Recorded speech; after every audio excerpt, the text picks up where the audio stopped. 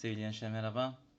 Videomuza hoş geldiniz. Bu videomuzda yeni başlayacağımız ders serilerinden birisi olan aksiyomatik geometriden bahsedeceğiz. Biz genel içeriklerden bahsedeceğiz. Biz de elimizden geldiğince bu içeriklere değinmeye çalışacağız. Farklı kaynaklardan notlar oluşturup sizlerle paylaşıyor olacağız arkadaşlar. Evet, aksiyomatik geometri nedir? Ders içeriğinde genel olarak neler olacak onlardan bahsedeceğiz. Aksiyomatik geometri aslında geometrinin temel kavramlarını, aksiyomları, mantıksal çıkarımları kullanarak aksiyomatik bir şekilde, sistematik bir biçimde inceleyen geometri dalıdır. Yani geometrinin temel kavramlarını, aksiyomlarını ve mantıksal çıkarımlarını. Öklit geometrisinin temellerini ve farklı öklit dışı geometrileri de sistemleri anlamamızı sağlar. Peki genel itibariyle ders içeriği nedir? Ders içeriğinde temel geometrik kavramlar vardır. Aksiyomlar vardır, tanım teoremler vardır. Öklid aksiyomları vardır, öklid dışı geometriler vardır. Öklid'in temel postülatları, paralellik postülatı, öklid geometrisinin yapısı, 5. postülat teoremi vesaire. Aksiyom ve postülatlar ve bunlar vardır. İspatlar ve mantıksal çıkarımlar vardır. Hilbert aksiyom sistemi vardır. Doğrular ve sıralama vardır. Açı ve eşlik vardır vesaire. Paralellik aksiyomu. Bunların da ilişkileri bu şekilde. Tabii biz bunların hepsine ne kadar değinebiliriz hiç bilmiyorum şu an. Biz genel itibariyle aksiyometrik yapı geometride bu konuların olduğunu ifade ediyoruz. Yani sunumumuzu bu şekilde hazırladım ben. Ama biz ne kadarına değinebiliriz bilmiyoruz.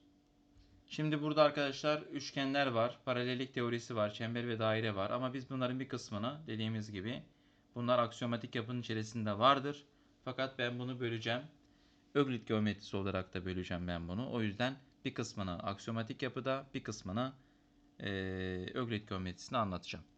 Evet, burada dediğimiz gibi belki aksiyomatik yapı içerisinde geometrik modeller, tutarlılık, bağımsızlık bunları değerleyebilirim. Fakat dediğim gibi bazı konuları da Öklit geometrisinde değiniyor olacağım. Evet, biz daha çok öklit dışı geometrilerden bahsetmeye, öklit geometrisi ve öklit dışı geometrilerden bahsedeceğiz. İşte hiperbolik geometri, eliptik, parabolik postülatın değiştirilmesi, Lobachevski geometrisi vesaire.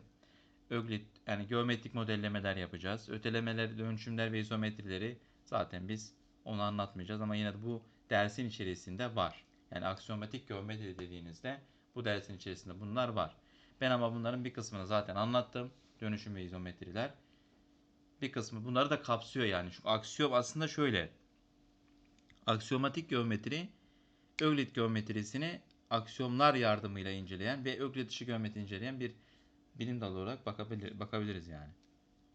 Evet, mesela bunlar uzaklık ve alan aksiyomları, projektif geometriye giriş, mantıksal temeller vesaire bunlar da yer alıyor genel aksiyomatik kavramlar içerisinde. Evet, dediğimiz gibi biz aksiyomatik temelleri ele alacağız. Öklit geometrisini ele alacağız bu derste. Hizmet sistemlerini ele alacağız. Bunları Öklit geometrisine havale edebiliriz. Alternatif geometrileri ele alacağız ve tutarlılık, bağımsızlık gibi bazı modelleri inşallah ele almaya çalışacağız. Ama genel aksiyomatik yapı bunlardan içerdiği için hepsini aldım. Bu şekilde sizlere ifade ettim. Yani dediğim gibi genel videoda da söylemiştim. Yani bu ders çok yavaş ilerleyecek. Çünkü bu konuları her birini bir sıraya koyup o aksiyomda anlatmak zor.